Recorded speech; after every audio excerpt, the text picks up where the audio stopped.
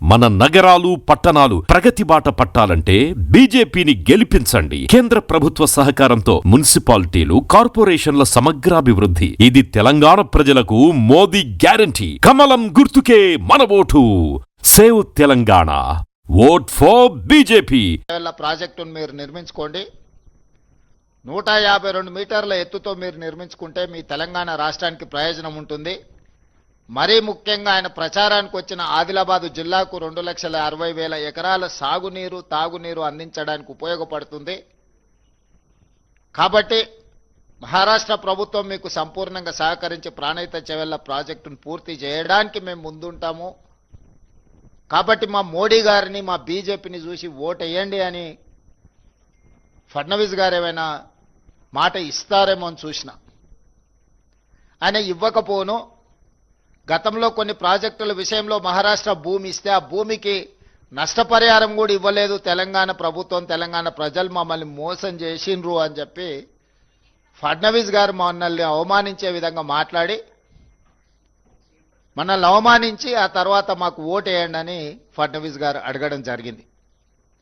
అదేవిధంగా రెండోసారి బాధ్యత వహించిన కేంద్ర మంత్రిగా ఉన్న కిషన్ రెడ్డి గారు, రెండోసారి పార్లమెంట్ సభ్యుడిగా కేంద్ర మంత్రిగా పనిచేస్తున్న బండి సంజయ్ గారు గ్రేటర్ హైదరాబాద్ ఎన్నికల సందర్భంగా ఆనాడు వరదలలో హైదరాబాద్ మునిగి ఈ ప్రాంతంలో కార్లు, ఆటోలు, సైకిల్ మోటార్లు, పేదవాళ్ళ ఇళ్లల్లో ఉండే టీవీలు, ఫ్రిడ్జులు, నిత్యావసర వస్తువులన్నీ కూడా ఆనాడు నీట మునిగినాయి. ఆ ఎన్నికల సందర్భంగా కేంద్ర మంత్రి బండి సంజయ్ గారు, మీకు కారు పోతే కారు ఇస్తాం, ఆటో పోతే ఆటో ఇస్తాం, సైకిల్ మోటార్ పోతే సైకిల్ మోటార్ ఇస్తాం, మీ ఇళ్లల్లో మునిగిపోయిన వంట సామాగ్రితో సహా టీవీలు, ఫ్రిడ్జులు కూడా అన్ని మేము కేంద్రం నుంచి నరేంద్ర మోడీ గారిని అడిగి నిధులు తీసుకొచ్చి హైదరాబాదు నీట మునిగిన బాధితులను ఆదుకుంటాము అని చెప్పి బండి సంజయ్ గారు ప్రచారం చేసిండ్రు. ఈ ప్రాంత పార్లమెంట్ సభ్యుడు కేంద్ర మంత్రి కిషన్ రెడ్డి గారు వాటిని ఆమోదించారు.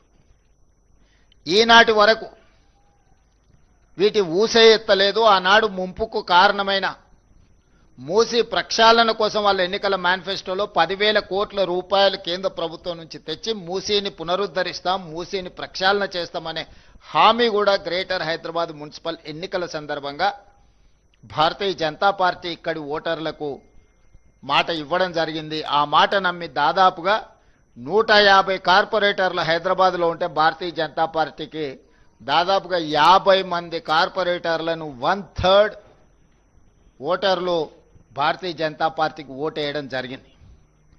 ఆనాటి నుంచి ఈనాటి వరకు బండి సంజయ్ గారు ఇచ్చిన బండి పోతే బండి, ఆటో పోతే ఆటో,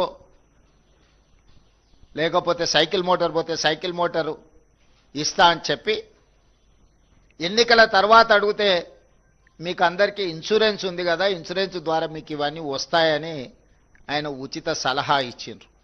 ఒక సామెత ఉన్నది, సత్రం భోజనానికి నెల్లూరి పెద్దారెడ్డి గారు రికమెండేషన్ లెటర్ ఇచ్చిండంట. సత్రంలో పెట్టేదే ఉచిత భోజనం. వాళ్ళు భోజనం పెట్టే సమయంలో ఎవరు వచ్చినా కూడా వాళ్ళకు ఉచితంగా పెడతారు. దానికి నెల్లూరు పెద్దారెడ్డి పెద్ద ఎత్తున రికమెండేషన్ లెటర్ రాసి దాన్ని మొత్తం ఫ్రేమ్ కట్టించి పంపించాల్సిన అవసరం లేదు. ఇన్సూరెన్స్ ద్వారా ఇన్సూరెన్స్ ఉంటే ఆ ఇన్సూరెన్స్ పొందడం ఎలా, ఇన్సూరెన్స్ చేసుకున్న వాళ్ళకి తెలియదా? దానికి బండి సంజయ్ గారి రికమెండేషన్ ఎందుకు? ఈనాడు కూడా కిషన్ రెడ్డి గారు, బండి సంజయ్ గారు, భారతీయ జనతా పార్టీ జాతీయ అధ్యక్షుడు, పక్క రాష్ట్ర ముఖ్యమంత్రి ఫడ్నవీస్ గారు, బీజేపీ అధ్యక్షుడు రామచంద్రరావు గారు 3 సార్లు ప్రధానమంత్రిగా 12 సంవత్సరాల నుంచి కేంద్రంలో అధికారంలో ఉన్న బీజేపీ ఈరోజు మున్సిపల్లో ఓటు వేస్తే కేంద్రం నుంచి నిధులు తెచ్చి మేము అభివృద్ధి చేస్తామని మాట ఇస్తున్నారు. ఇది నమ్మశక్యమైన మాటనేనా? మిమ్మల్ని నమ్మొచ్చా? 12 సంవత్సరాల మీ గత చరిత్రను చూసిన తర్వాత తెలంగాణ సమాజం ఇంకా మిమ్మల్ని నమ్మి మోసపోవాలని, నమ్మించి మోసం చేయాలని ఈరోజు మీరు ఓటర్లను ఓట్లు అడుగుతున్నారు అని అంటే ఇది తెలంగాణ ఓటర్లను, తెలంగాణ ప్రజలను అవమానించినట్టు కాదా? అదేవిధంగా పదే పదే సందర్భం వచ్చినప్పుడు మేము ఇన్ని లక్షల కోట్లు అన్ని లక్షల కోట్లు తెలంగాణ రాష్ట్రానికి ఇచ్చినాము, ఇవన్నీ నిధులు తెచ్చినామని చెప్పి కేంద్రం నుంచి మంత్రులు ప్రహ్లాద్ జోషి గారు వచ్చి మన 20 లక్షల కోట్లు మీకు ఇచ్చినామనేదో ప్రకటన చేసి, ఇంకొక మంత్రి వచ్చి 6-7 లక్షలు అన్నారు. ఏ మంత్రి వచ్చినా లక్షల కోట్ల రూపాయల ముచ్చటనే చెప్తున్నారు.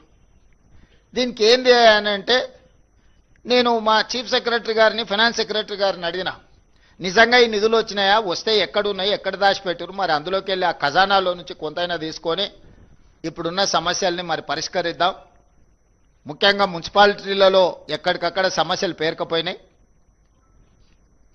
ఆ సమస్యలను పరిష్కరించడానికి కేంద్రం ఇచ్చిన నిధుల గురించి ఒకసారి నాకు వివరాలు చెప్పండి అని అంటే, మా ఫైనాన్స్ సెక్రటరీ మా చీఫ్ సెక్రటరీ గారు వచ్చి కూర్చొని, సార్ ఇందులో ప్లానింగ్ కమిషన్ రికమెండేషన్స్ ప్రకారం రాష్ట్ర ప్రభుత్వం కేంద్ర ప్రభుత్వాలకు చెల్లిస్తున్న పన్నులలో రాజ్యాంగబద్ధంగా ఆయా రాష్ట్రాలకు హక్కు ఉన్నది. జనాభా ప్రాతిపదికన ఇతర ప్రాతిపదికన ప్లానింగ్ కమిషన్ రికమెండేషన్స్ ప్రకారం ఆయా రాష్ట్రాలకు కేంద్ర ప్రభుత్వం నిధులను విడుదల చేస్తుంది.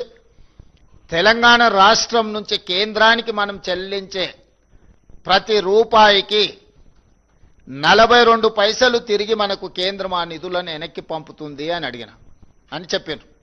నేను అడిగిన మరి ఇతర రాష్ట్రాల పరిస్థితి ఏంది, తెలంగాణ రాష్ట్రానికి కేంద్రానికి తెలంగాణ రాష్ట్ర ప్రజలు ₹1, తెలంగాణ రాష్ట్ర ప్రభుత్వం ₹1 పన్నుల రూపంలో చెల్లిస్తే అందులో నుంచి 58 పైసలు కేంద్ర ప్రభుత్వం పట్టుకొని తెలంగాణకు 42 పైసలు ఇస్తున్నారు అని చెప్పాను.